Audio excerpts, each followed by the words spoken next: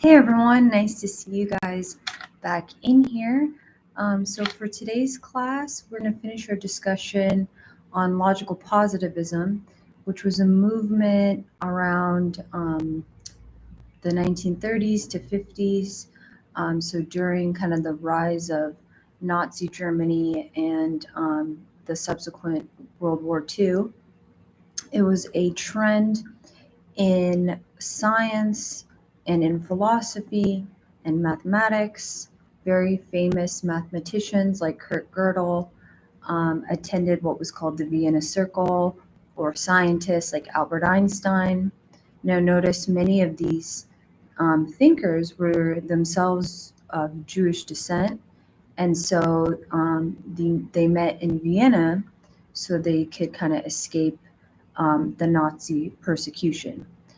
Even professors of non-Jewish descent were persecuted in Germany by the Nazis simply because any form of critical free thinking was thought to be counterproductive to the propaganda machine in Nazi Germany.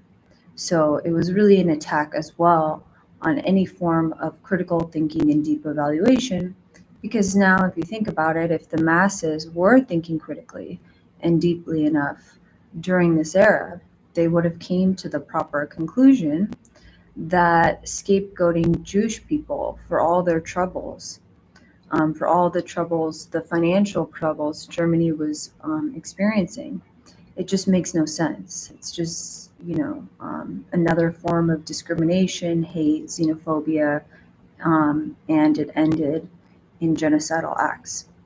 So as I mentioned last class, there was a lot of kind of political motivations to form the Vienna Circle and to start this movement called logical positivism. And the idea here is this: we should only speak on things that have meaning. And now the types of sentences that are meaningful are either sentences that come from science and therefore they concern the world, or we can have kind of direct empirical justification for the truth of that sentence. So through observation, or observation through our senses. So here would be a statement like that: I'm wearing a black blazer, or oh, I'm wearing a white shirt, or you're listening to lecture right now, or I'm recording the lecture on Tuesday. These are all sentences that you can verify just through observation, and therefore they are meaningful sentences, according to the logical positivists. Also, statements from pure mathematics and logic are meaningful statements as well. So although pure math and logic doesn't concern things that we observe all the time, right? So when you're doing, when you're doing your proofs in your geometry class, or when you're, doing arithmetic, it's not like you're making observations about the world, or it's not like you're out there running tests like the scientists, right? But nevertheless, what the pure mathematician or the pure logician, what they're doing is sensible. It's something we can understand. Now, therefore, according to the positivists, any sentences that concern, any sentences that concern something without physical reality that we can confirm. So like the afterlife, or God, or angels and demons, or for that matter, the idea that the German population is somehow better than the Jewish German population, or the idea that there's a superior race. Okay, all of these sentences, as distinct as they are, they can't be empirically confirmed. I mean, notice we can't confirm. And so any kind of made up sentence, or also any sentence that talks about something that doesn't exist, like Santa Claus, these sentences to the logical positivists are meaningless. And that's why, therefore, all the Nazi propaganda that they were exposed to, they felt like this is just meaningless. This is not the right use of language. And now notice, when people don't use language in a precise way, they can be easily manipulated to believe things that are just totally false. like conspiracy theories or, hateful views towards other groups. So this is what really drove the passion of this group. However, as I mentioned, it's a group of scientists, philosophers, and mathematicians. Now, in the description, here's one kind of way of trying to define logical positivism. I'll see if I could put it also in the chat. I think I might have also already put it in the chat as well. Okay, but the idea is the logical positivists were committed to the following idea: science uniquely gives us facts about the world because science doesn't speak on things that are non-observable. So everything that comes from science we can observe, and therefore even prejudicial beliefs that were being spread in Nazi Germany, that's not observable. I mean, you can't systematically observe one race is better than the other, because of course you'll never be able to observe that because it's just not a fact. So the only things we should talk about are the types of sentences that have been confirmed through our either tools of science or through pure mathematics and logic. Okay. Now, I just mentioned some statements that obviously concern the observable world, and so we could obviously verify. So you're listening to a lecture right now. I'm wearing a black blazer. Here's one a little more complicated. When conducting hundreds of observations, we've noticed that moths in certain areas in England during the Industrial Revolution evolved to have a darker color. So they evolved to be like from light tan to dark brown. Okay, these are all sentences that I can find to be true or false by looking at the world.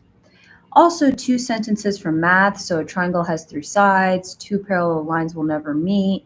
A bachelor is an unmarried man. Now, with these sentences, of course, they're not going to be established by means of observation. So, of course, we'll never be able to observe the fact that two parallel lines will never meet, because two parallel lines will go on forever and ever. But this is still a true statement, and it's still meaningful given the rules and axioms of mathematics. So these are like logically true sentences, and so therefore they do have meaning. Statements that are meaningless are going to be things like the fetus has a soul, this angel spoke to me, non-material forces develop an embryo, this race is inherently smarter than this other race, intelligence is defined by your SAT score. Okay, these types of sentences, they don't possess, either they're false or they don't possess meaning in the first place, because there are not the types of sentences that can be confirmed through observation. Okay, so let's see. Now, so far so good. I hope everyone so far kind of sees at least some of the merits of this logical positivist movement. I mean, you could see why so many, thinkers were inspired during this horrendous time in human history where we get the rise of Nazi Germany. And these thinkers are inspired to make sure that the masses are not manipulated by language. And to do so, we got to have certain criteria that helps us establish what makes sentences true or false, what makes the argument good or bad, etc. So it was like this kind of political motivation, but we see that it really starts to shape what we think about science and knowledge and our search for the truth.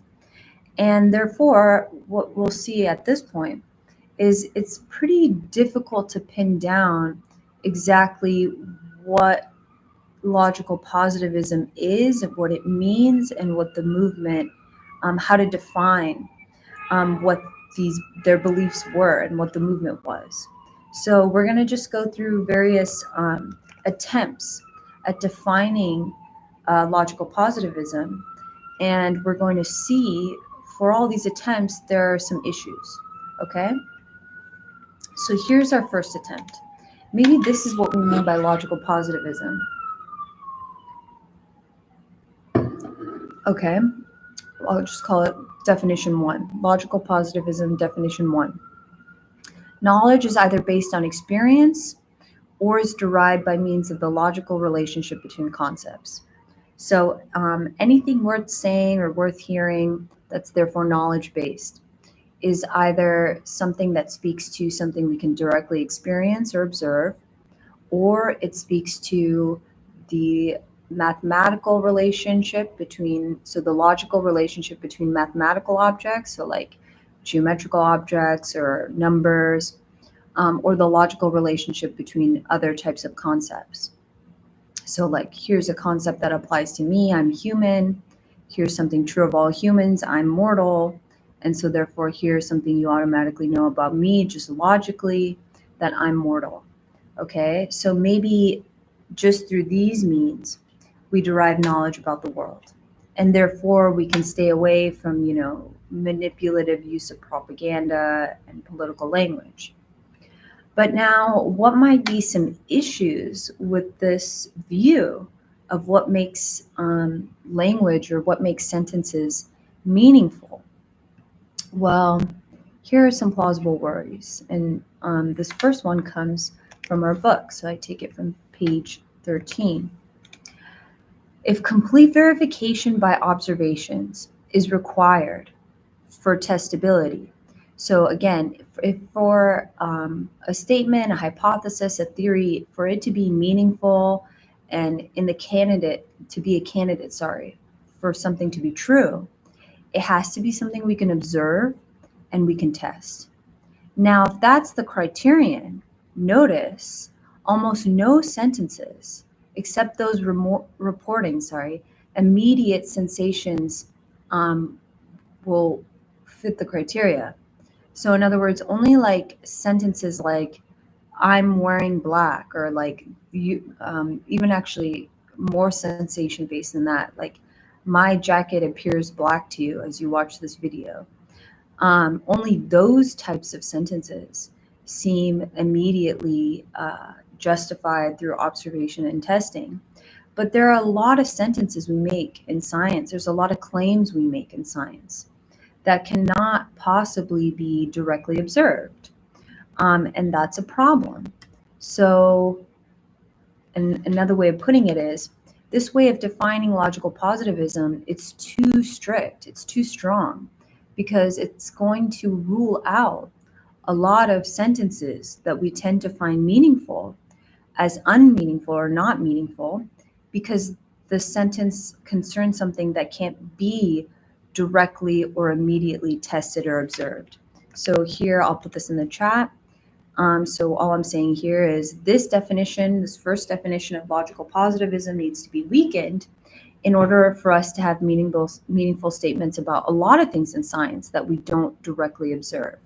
Think about things like quarks, electrons, magnetic fields. I mean, for the longest time, we did not observe the atom, and it was actually greatly debated if the atom existed. Now, like, notice with quarks and electrons, I mean, magnetic fields, we talk about these things all the time in science, but we don't directly observe these things. And so this first definition of logical positivism is too strict. It's going to rule out sentences that concern quarks, electrons, magnetic fields, gravity, atoms as meaningless sentences. But of course, these are some of the most meaningful sentences in physics. So this definition of their project does not work. So let's try another definition. So I'm going to call this logical positivism too. So maybe here's another way to define the project of the logical positivists. Sorry.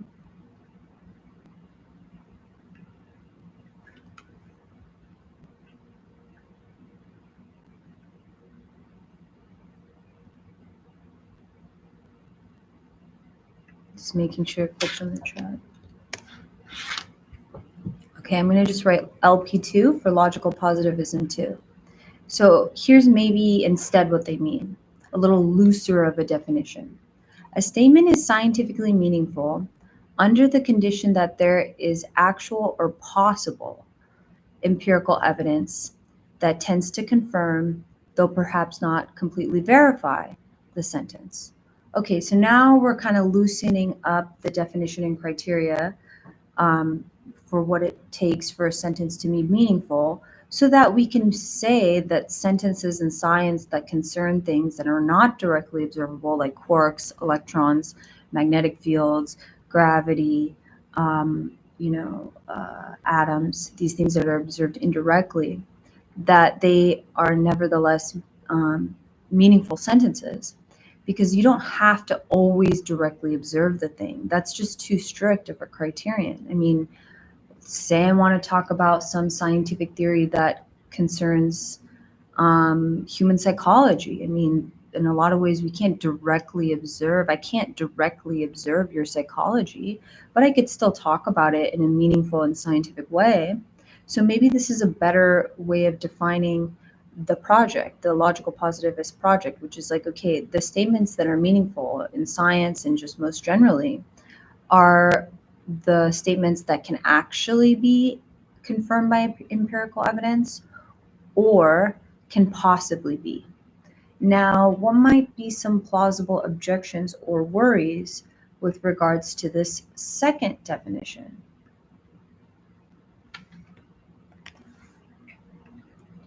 Well, one thing to note is it's vague. Notice possible. So a statement is meaningful under the condition that there's actual or possible evidence that tends to confirm it. Possible evidence. So when we say possible evidence, it means like we don't need concrete evidence right in front of us right now. It's just if there possibly could be evidence to confirm this thing.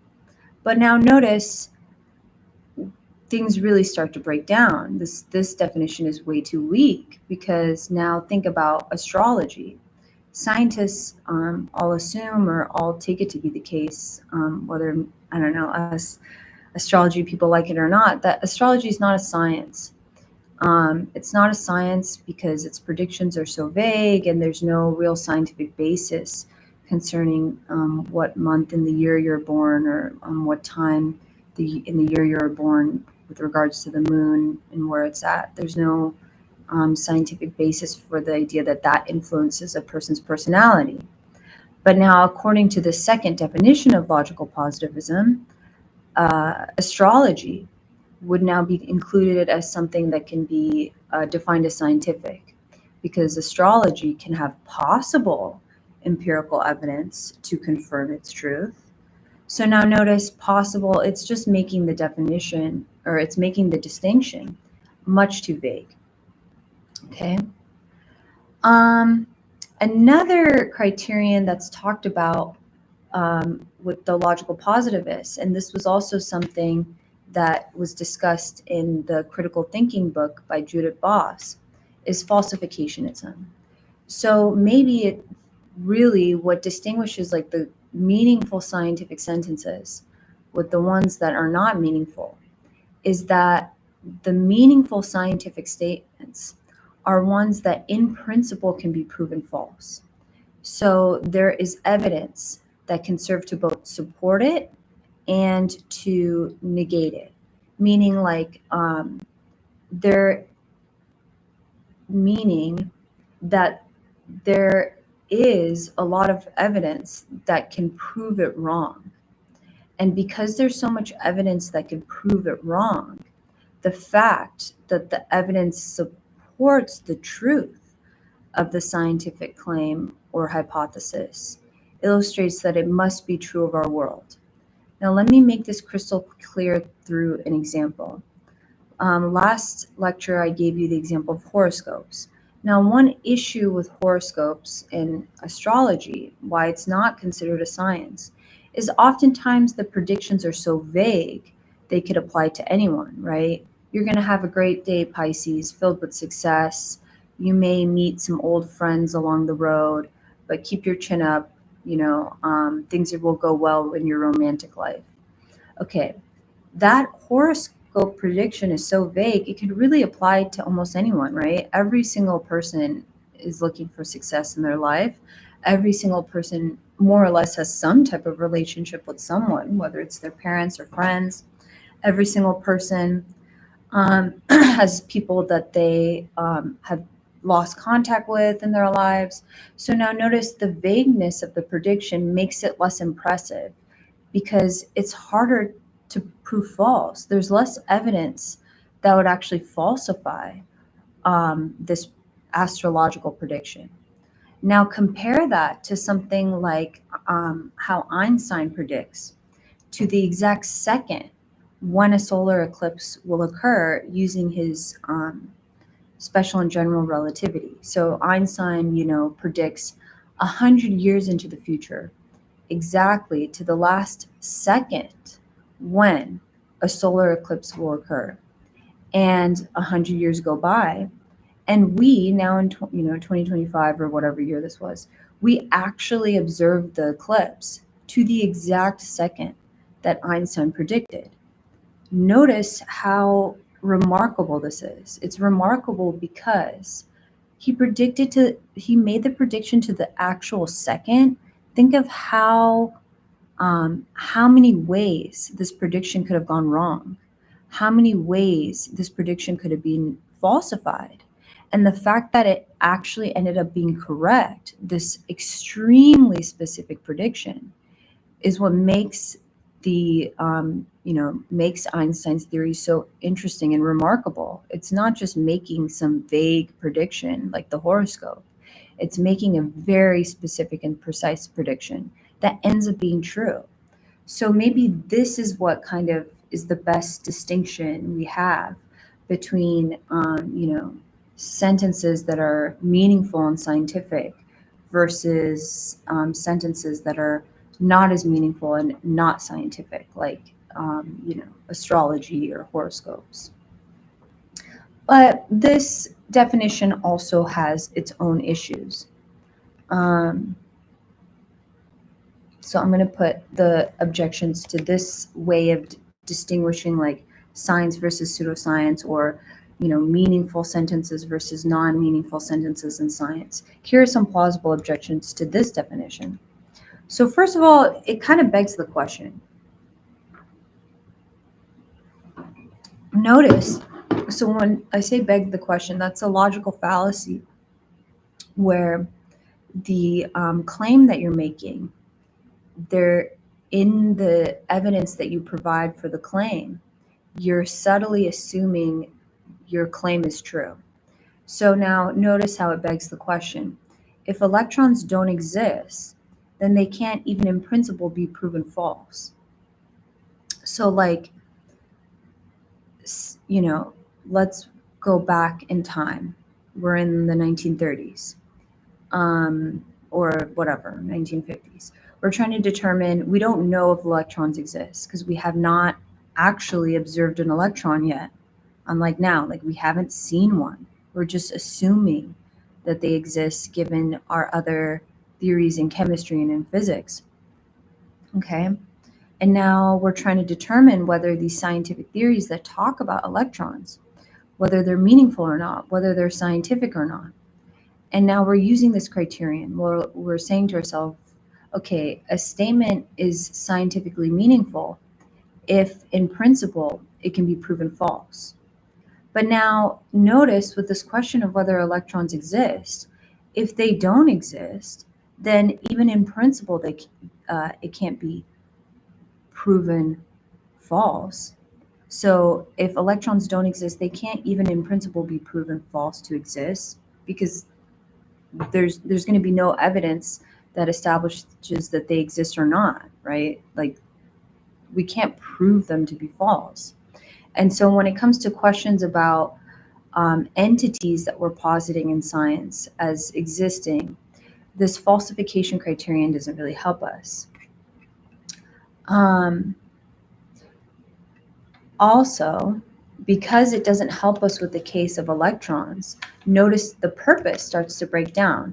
Remember, this criterion is supposed to help us figure out why sentences in science like that concern electrons and atoms are more justified or more likely to be true than sentences that concern things that are non-observable, even in principle, like ghosts. But now if electrons don't exist, they also can't in principle be observed, similar to the ghosts. And so now we're back to square one. What differentiates the electrons from the ghosts? Okay, yeah, we've observed the electrons now, but it took a long time. At the time we were using electrons in our chemistry and in our physics, we hadn't yet observed them. So they were on the same status as the ghosts. And now, how do we say that the electron case seems more likely to be true, that they actually exist, and the ghost case seems less likely to be true, that they do not exist? It seems like this criterion isn't really helping us. So if electrons are just a useful fiction, then they are exactly like ghosts, right? So to kind of wrap that up, it's unclear how this last definition, working definition of logical positivism, helps us understand why positing the existence of electrons or atoms in our physical theories is more valid or more justified than positing the existence of souls or ghosts. And now we're left with this puzzle. The logical positivists, they had a good idea, right? You know, they're politically motivated. They don't want people to be swayed by conspiracy theories.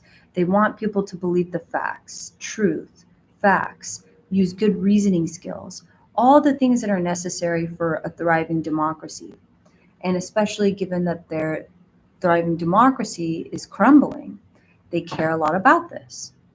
But now they need to come up with a criterion that distinguishes the good, meaningful sentences that are fact-based and the ones that are fiction or, not fact-based. And as we saw, we tried to work through three ways to do this. And each way had its own issues, whether it would be logical positivism, definition 1, 2, or 3. They all have their issues. Now, it does leave us with a puzzle, but I don't want you to jump the gun here. It doesn't imply that there is no truth, or the statement that there are ghosts is just as valid as the statement atoms exist, or the statement that there's an inherently superior race is just as valid as a statement concerning, I don't know, genetic mutation. That's not what I'm saying. Of course, I'm a big believer in science, and I'm a big believer that science leads us to facts about the world.